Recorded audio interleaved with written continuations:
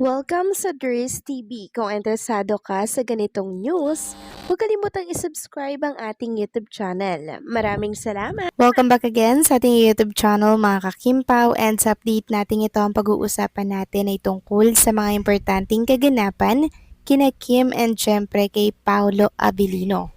So, ang pag-uusapan natin sa update na to mga kakimpaw ay ang tungkol daw po sa pagpapaalam ni Paolo Abilino sa management ni Chinita Princess para po dito mga kakimpaw. Para saan nga kaya? Yan ang pag-uusapan natin, kasama na din po ang pag-iimpake ng damit ni Chinita Princess at kung bakit wala po ito sa It's Showtime ngayong araw po ng Martes. Pero bago natin pag-usapan ang lahat ng yan, maraming salamat muna sa inyong patuloy po na pag-support at pag-subaybay sa mga daily update natin. Kaya naman bilang pasasalamat, narito po ang isang napili kong komento patungkol ito sa naging previous update. Mula ito kay Ginang Rosalinda Dayap. Sabi niya dito, Paolo has loved Kim at the start of his career. It was unfortunate dumating ang mga lalaki sa buhay ni Kim who were obviously taking advantage of Kim, kumaliwa behind Kim and left her broken heart. Paolo has a real and heartfelt love for Kim. Pinagtagpo sila ng tadhana. If it's God will, it's a blessings. They are old and mature enough to decide what's best for them and their future. God bless both of you. So maraming salamat po sa inyong komento, Ginang Rosalinda Dayap. Yes, tama po kayo sa inyong mga sinabi na talaga namang nag-take advantage lamang po itong mga naging ex ni Chinita Princess. Kung bagay, nagamit lamang po si Chinita Princess, tapos sayang din po yung ginugol ni Kim Chu sa mga naging ex niya na talaga namang higit isang dekada po yung tinakbo mga kakimpaw na medyo nakakapanghinayang. Dapat po sa taong karapat-dapat na po inalay or binigay ni Kim Cho yung oras, yung taon na yun. Pero eto mga kakimpaw at sa maling tao pa nga po niya nailaan ang kanyang oras na dapat sana kay Paolo Abilino niya po ito ginugol mga kakimpaw. Kaya ang laking panghihinayang po noon sa part ni Chinita Princess at maging tayong mga supporters din po ni Kim Chu. And yes, tama po kayo dyan. Ramdam po natin yung genuine, yung real na pagmamahal ni Paolo Abilino kay Chinita Princess.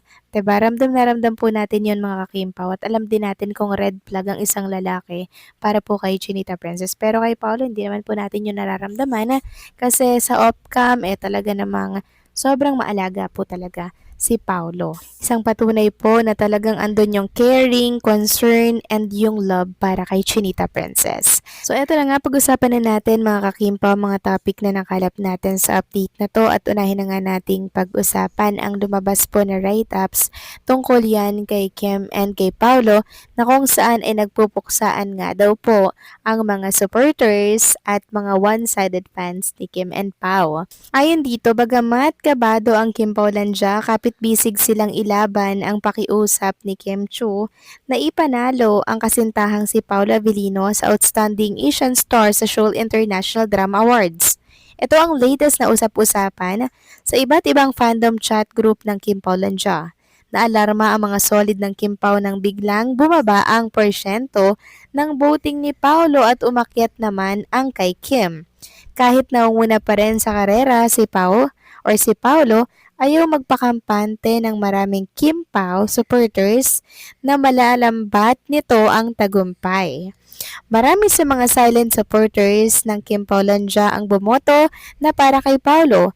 Nagmamatyag na ang Kim Paulandia sa taktikang gagawin ng ilang solid ni Kim na handang ilaban ng aktres at ilaglag si Paolo. Nilinaw naman ng kachat naming fan na ang donasyong 100,000 na hindi para kay Kim kundi para sa boto kay Paolo. Kaliwat kanan na ang panawagan ng Kim Paulandia sa kanilang mga kapanalig na ibuhos na ang suporta kay Paolo hanggang sa huling araw ng botohan. Samantalang nagsimula na nga daw po ang bangayan sa pagitan po ng Kim Paulandia at sa ibang panay na sumusuporta sa ibang love team ni Kim. Samantalang isang fanay daw po ni Chinita Princess ang niratrat si Paolo dahil hindi raw nito maamin ang relasyon nila ni Kim. Banat naman ng solid ng Kim Pao, hindi ito dapat mangialam sa desisyon ni Kim at Paolo sa kanilang private life. Say nga ng solid, wag na nitong ipilit ang dating love team ni Kim dahil masaya na ang aktres sa piling ni Paolo. So grabe din naman kasi itong ilang mga supporters ni Chinita Princess na para bang nagmamaranong po sila sa desisyon ni Kim and Paolo. Hayaan natin sila dahil yun po ang pinili po nilang desisyon, maging pribado ang kanilang relationship. Samantalang next topic naman, pag-usapan naman natin ang tungkol dito kay Chinita Princess. So sinilip ko po ang It's Showtime mga kakimpaw.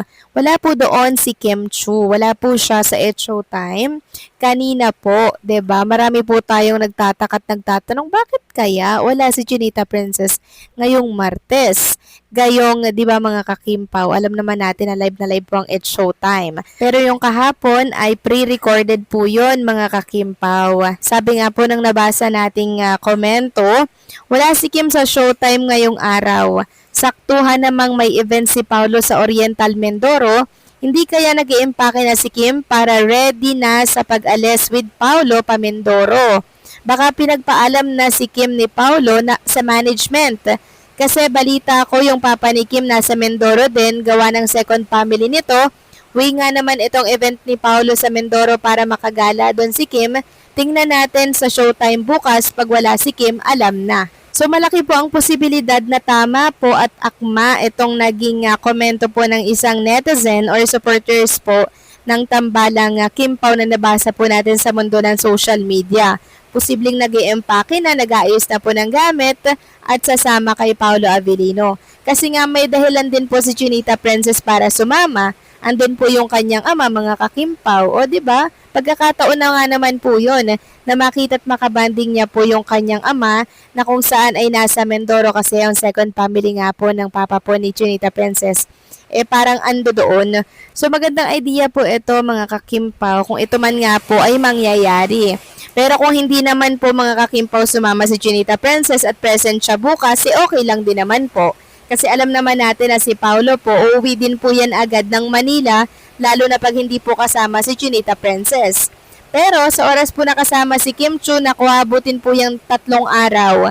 Para nga naman po makapag-relax sila doon, 'di ba? At masulit din po yung view and also yung nature, 'di ba? Lalo na si Kim and Paolo, mahilig po yan sa mga beach, 'di ba? Nature lover din po si Kim and Paolo na kung saan doon lamang po sila nakakakuha at nakakapag-relax pag nasa isang tahimik at mapayapa po silang lugar katulad po diyan sa Oriental Mindoro na talaga namang for sure ay may enjoy at masusulit ni Kim and ni Paolo. Kaya hopefully ay kasama nga po si Chinita Princess bukas. So tingnan natin bukas kung aalis po si Paolo or baka ngayong gabi mga kakimpaw. Tingnan natin kasi bukas na gabi pa naman po. So possible na morning travel na si Paolo. With ewan mga kakimpaw, malalaman natin yan bukas. So sa tingin nyo mga kakimpaw, isasama kaya si Chinita Princess? Please comment down below. So paano hanggang dito na lamang pong update natin. Maraming salamat sa patuloy na pagsuporta.